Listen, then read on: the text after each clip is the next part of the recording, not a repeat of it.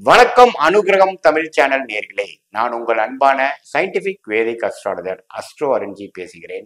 நல்லது நினைப்போம், நல்லதே நடக்கும். இந்த வீடியோல பாத்தீங்கன்னா கோச்சார முறையில சனி பயிற்சி, குரு பயிற்சி, ராகு கேது பயிற்சி எல்லாம் இருக்கு இல்லைங்களா, அது மாதிரி மாத கிரகத்தின் பயிற்சியும் எல்லாம் சேர்த்து சிம்ம ராசிக்கு ஏப்ரல் 2025 எத்தகைய ஒரு மாதமாக இருக்க போகிறது என்கிறதை நம்ம பார்க்க போறோம்.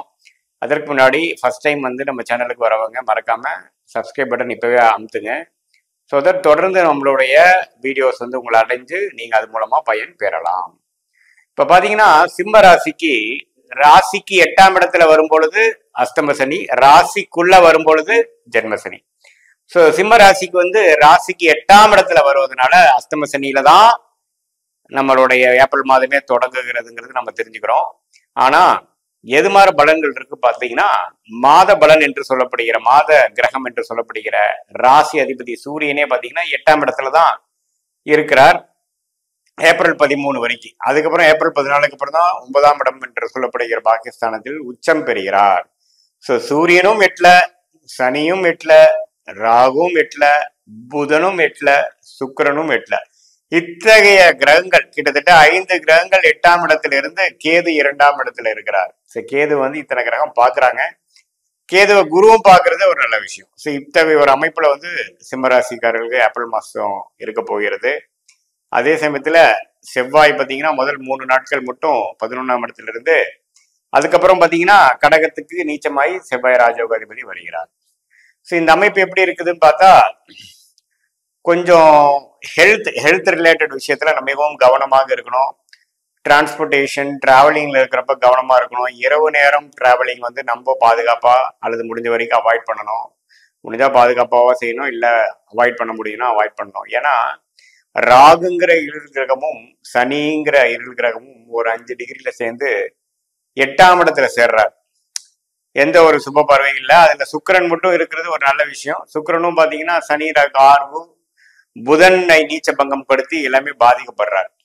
ஸோ அப்படிங்கிறப்போ இது மாதிரி ஹெல்த் ரிலேட்டடு அது மாதிரி விஷயங்கள் கொஞ்சம் கேர்ஃபுல்லா இருக்கணும். வண்டி வாகனத்துல போகும்பொழுது கேர்ஃபுல்லா இருக்கணும். அதே சமயத்துல பெண்கள் விஷயத்துல இருக்கும் பொழுது கேர்ஃபுல்லா இருக்கணும். ஏன்னா சுக்கிரன் சம்மந்தப்பட்டது 8ஆம் வீட்டுல கொஞ்சம் கம்யூனிகேட் பண்றப்போ, பழக்க வழக்கங்கள் இருக்கிறப்போ கொஞ்சம் கேர்ஃபுல்லா, ஏதோ ஸ்கேம்ல மாட்டுறதோ, ஒரு இக்கட்டான ஒரு சூழ்நிலை போறதோ, தசாபுக்திகள் சிம்மராசிக்காரர்களுக்கு இப்ப நடக்கக்கூடிய தசாபுக்திகள் கொஞ்சம் சிரமமான புக்திகள் நடக்கும் பொழுது இந்த கோச்சாரம் வேலை செஞ்சிடும்.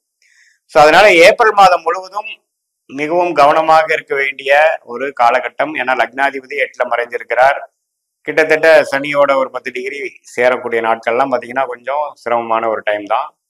பட் இதுல என்னன்னா 14ஆம் தேதிக்கு அப்புறம் செகண்ட் ஹாஃப் லக்னாதிபதி 9ஆம் இடத்துக்கு போய் உச்சம் பெற்று கொஞ்சம் தைரிய வீரியங்கள் பெற்று கொஞ்சம் கிளாரிட்டி கிடைச்சு பிரச்சனையிலிருந்து மீண்டு வரக்கூடிய அமைப்புகள் உண்டு. ஸோ முதல் ஹாஃப் கொஞ்சம் கவனமாகவும் ஹெல்த் ரிலேட்டட், ஃபினான்ஷியல் ரிலேட்டட், உறவுகள் ரிலேட்டட், பேரு புகழ் எல்லாத்துக்குமே கொஞ்சம் பிரச்சனை வராத மாதிரி பார்த்துக்கணும். செகண்ட் ஹாஃப் கொஞ்சம் ஓரளவுக்கு வீடு விட்டு வரக்கூடிய அமைப்புகள் கண்டிப்பாக உண்டு. அதே மாதிரி மாணவர்களுக்கு பார்த்தீங்கன்னா படிக்கக்கூடிய விஷயத்துல கொஞ்சம் முதல் 2 வாரம் கொஞ்சம் குழப்பங்கள் இருக்கும். என்ன குரூப், எது மாதிரி எடுக்கிறோம், எது மாதிரி காலேஜ் அப்ளை பண்றது, எக்ஸாமினேஷன்ல கொஞ்சம் டென்ஷனு, அது மாதிரி விஷயங்கள்லாம் அதிகமாக 8ஆம் வீட்டில் 5 கிரகங்கள் முதல் ஆஃப் என்று சொல்லப்படுகிற ஏப்ரல் 1ஆம் தேதியிலிருந்து 14ஆம் தேதி வரைக்கும் இருப்பது ஒரு மாதிரியான உணர்வையும் ஒரு மாதிரியான கன்ஃபியூஷனையும் கொடுக்கக்கூடிய அமைப்பு எல்லா வயதினருக்காரர்களுக்கும் சிம்மராசிக்காரர்களுக்கு உண்டு. ஸோ அஸ்தம சனி ஸ்டார்ட் ஆகிற டைம்லேயே பார்த்தீங்கன்னா கொஞ்சம் பிரச்சனை குறிக்கக்கூடிய ஒரு டைமாக பிறகுது. இதுல ஒரு நல்ல விஷயம் என்னன்னா, குரு 7ஆம் இடத்தை பார்க்கிறார். ஸோ நண்பர்கள் மூலமாக, பங்குதாரர் மூலமாக, இல்ல கணவனா இருந்தா மனைவி, மனைவியா இருந்தா கணவன் மூலமாக சில விமோசனங்களை எதிர்பார்க்கலாம். பிரச்சனைகள் மீண்டு வரக்கூடிய அமைப்புகள் உண்டு. அதுதான் நல்ல விஷயம். அதே சமயத்துல 2ஆம் இடத்தையும் குரு பார்க்கறதுனால என்னதான் கேது 2ஆம் இடத்தாலும் பண விஷயத்துல அப்படி ஒன்றும் பிரச்சனைகள் இல்லாமல் வாழ்வாதாரம் இழக்க முடியாத அளவுக்கு ஓரளவுக்கு நல்லா சேஃபா தான் இருக்கக்கூடிய அமைப்பு இருக்கு. பட் இருந்தாலும் இரவு நேர விஷயங்கள், பெண்கள் விஷயங்கள், குடுக்கல் வாங்கல் விஷயங்கள், டிராவலிங்ல பொறுக்கும் பொழுது கொஞ்சம் கவனமாக வண்டி ஓட்டுறது, அது மாதிரி விஷயங்கள், ஒருத்தர் நம்பி கொடுக்குறப்ப கொஞ்சம் கவனமா யாருக்கு கொடுக்குறோம், என்ன கொடுக்குறோம், நம்பி கொடுக்குறோங்கிற ஒரு பேர்ல ஏமாந்துடக்கூடாது. ஸோ இதெல்லாம் முக்கியமான விஷயங்களாக சிம்மராசிக்காரர்களுக்கு எடுத்துக்கணும். அதே மாதிரி வயதினர் சீனியர் சிட்டிசன்ஸ்க்குலாம் பார்த்தீங்கன்னா சிம்மராசிக்காரர்களுக்கு அஸ்தம சனி வரனால கொஞ்சம் ஹெல்த் இது வரைக்கும் ஏதோ அப்படி இப்படி இருந்தது பார்த்தீங்கன்னா இம்மீடியட்டா நீங்க கொஞ்சம் என்ன நடக்குது ஏது நடக்குதுன்னு ஒரு செக்அப் எடுத்து அது என்னங்கிறது பார்க்கணும். இல்லைன்னா பாடாப்படுத்தக்கூடிய அமைப்புகள் இந்த 2 வருஷம் இருக்குது. ஸோ இனிஷியலா வந்து சில சிம்டம்ஸ்லாம் இருந்ததுன்னா அது விளையாட்டுத்தனமா எடுத்துக்காம சீரியஸா இல்லாம அது என்ன ஏதுன்னு பார்த்து அதுக்கு முறையான ட்ரீட்மெண்ட் எடுத்துவது பார்த்தீங்கன்னா நம்மளுடைய இன்னுமே நம்மளுடைய லாங்குவிட்டி நம்மளோட ஆயுசை வந்து பங்கப்படுத்தாமல் இன்னும் கொஞ்சம் கேர்ஃபுல்லா பார்த்துக்கூடிய அமைப்புகள் இருக்கு.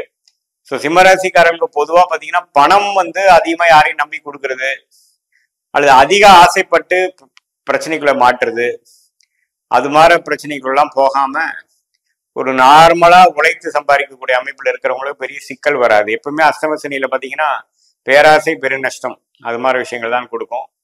மண்ணுல போடுறது இடத்துல போடுறது பிரச்சனை வராது. யாரையும் ஒருத்தர் நம்பி அதிக வட்டி விஷயமாக கொடுக்கறது அது மாதிரி விஷயங்கள்லாம் போகணும். தெரியாதவர் மூலமா ஒரு விஷயம் பண்றது, தெரியாதவரோட சேர்ந்து ஒரு தொழில் பண்றது அது மாதிரி விஷயங்கள்லாம் வரும்பொழுது கொஞ்சம் பிரச்சனைகள்லாம் வரக்கூடிய அமைப்புகள் உண்டு. கொஞ்சம் கிளாரிட்டி மிஸ் ஆகக்கூடிய அமைப்புகள் இருக்கு. கொஞ்சம் சோம்பேறித்தனம் முதல் மாதிரி சிஸ்டமேட்டிக்கா எல்லாமே செய்யாமல் கொஞ்சம் கிளாரிட்டி இல்லாமல் செய்யக்கூடிய அமைப்புகள் 8ஆம் இடத்து சனி கொடுப்பார்.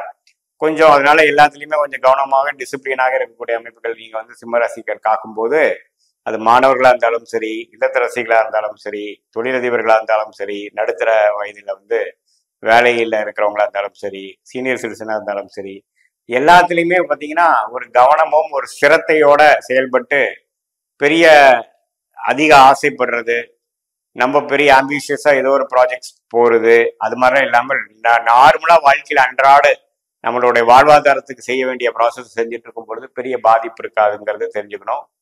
இது பொதுவான பலன்களை தவிர உங்களோட ஜென்ம ஜாதகத்துல எப்படி தசாபுக்திகள் போய் கொண்டு இருக்கிறது, அதுல வந்து குறை நிறைகள் எப்படி இருக்குதுங்கிறது இதையும் சேர்த்து தசாபுக்திகளும் கோச்சார அமைப்புகளும் பிக்ஸ் பண்ணி பார்க்கும் பொழுது ஒண்ணுமே துல்லியமான ஷார்ட் டேர்ம் லாங் டேர்ம் எது மாதிரி வாழ்க்கை அடுத்த கட்ட நடவடிக்கைக்கு போகிறதுங்கிற டைரக்ஷன் எல்லாமே பார்த்து அது மூலமாக துல்லியமான பலன்களும் துல்லியமான முடிவுகள் நீங்கள் எடுத்து அதுக்கு தகுந்தவாறு நல்ல வாழ்க்கையில ஜெயிக்க முடியுங்கிறது நாம பார்க்குறோம். மீண்டும் மற்றொரு காணொலியில் சந்திப்போம். நன்றி, வணக்கம்.